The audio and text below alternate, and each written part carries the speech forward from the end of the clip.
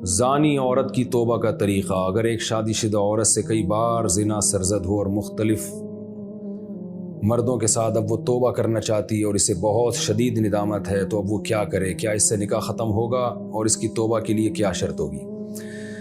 زنا بہت بڑا جرم ہے۔ قرآن میں اللہ نے فرمایا یہ اپنی خواہش پوری کرنے کا بہت برا راستہ، اور کنواری لڑکی کا زنا کرنا بہت بڑا جرم، شادی شدہ کا تو اور بھی بڑا جرم، اور مرد کا زنا کرنا بھی بہت بڑا جرم، عورت کا زنا کرنا اس سے بھی بڑا جرم ہے۔ تبھی اللہ نے جب زانی کی سزا بیان کی ہے نا، تو عورت کا ذکر پہلے کیا۔ قرآن ہر چیز میں مرد کو پہلے ذکر کرتا ہے، عورت کا بعد میں۔ چور کا ہاتھ کاٹنے کی باری آئی تو اللہ نے فرمایا چور مرد کا بھی ہاتھ کاٹو اور چور عورت کا بھی ہاتھ کاٹو۔ یہاں مرد کا ذکر پہلے، عورت کا بعد میں۔ لیکن زنا کی جہاں بات آئی، اللہ نے فرمایا زانیۃ والزانی فجلدوا کل واحد منہما مئۃ جلدہ۔ زنا کرنے والی عورت کو بھی 100 کوڑے مارو اور مرد کو بھی۔ تو یہاں عورت کا ذکر پہلے اس لیے کیا کہ عورت میں زنا کی رغبت کم ہوتی ہے اور اس میں حیا بھی ہوتی ہے، اس کے باوجود اس کا زنا کرنا یہ بہت بڑا جرم ہے۔ مرد کا بھی زنا کرنا بہت بڑا جرم ہے، سزا اللہ نے دونوں کی ایک رکھی ہے، لیکن حقیقت میں یہ فرق ہے ان میں، یعنی عملی طور پر دونوں کی جرم میں فرق ہے۔ اب سزا اللہ نے ایک کیوں رکھی ہے؟ اللہ کی حکمتیں اللہ بہتر جانتا ہے۔ تو شادی شدہ عورت اگر زنا کرے تو یہ اتنا بدبودار جرم ہے کہ قرآن کہتا ہے کہ اگر یہ ثابت ہو جائے گواہوں سے اور اقرار سے ایک مخصوص طریقے سے، تو ان کو زمین میں گاڑ کے پتھروں سے ہلاک کر دو۔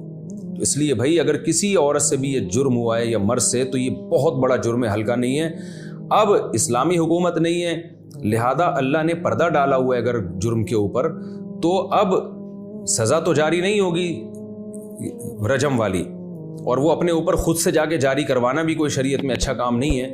اب یہ ہے کہ چھپ کے گڑ گڑا کے اللہ سے بہت زیادہ توبہ کرے۔ اللہ غفور الرحیم ہے، بڑے بڑے گناہوں کو معاف کر دیتا ہے، اور آئندہ کے لیے ولا تقربوا الزنا، قرآن کہتا ہے ایسے کام بھی مت کرو کہ زنا کی طرف تمہاری رغبت ہو۔ تو اس خاتون کو چاہیے کہ خوب گڑ گڑائے اللہ سے اور کچھ صدقہ خیرات بھی کرے، اور دوبارہ من تاب وآمن وعمل عملا صالحا، جیسے اللہ نے سورہ فرقان میں فرمایا جو توبہ کر لے گا اور اپنے عقیدے کو مضبوط کر لے گا اور آئندہ نیک اعمال اختیار کر لے گا، تو اللہ اس کے گناہوں کو معاف کر دے گا۔ تو ان کو چاہیے خوب اللہ سے توبہ کریں اور آئندہ کے لیے اپنی زندگی تبدیل کر دیں۔ اللہ غفور الرحیم ہے، اور پھر سچی توبہ کرنے کے بعد اس جرم کو بھول جائیں، نہ کسی کے سامنے تذکرہ کریں، نہ خود سوچیں ایسے جیسے کبھی کیا ہی نہیں ہے، ایسے اپنے بارے میں یہ ذہن میں رکھیں کہ جیسے میں نے کبھی یہ کیا ہی نہیں ہے، بار بار اس کو سوچیں نہیں پھر۔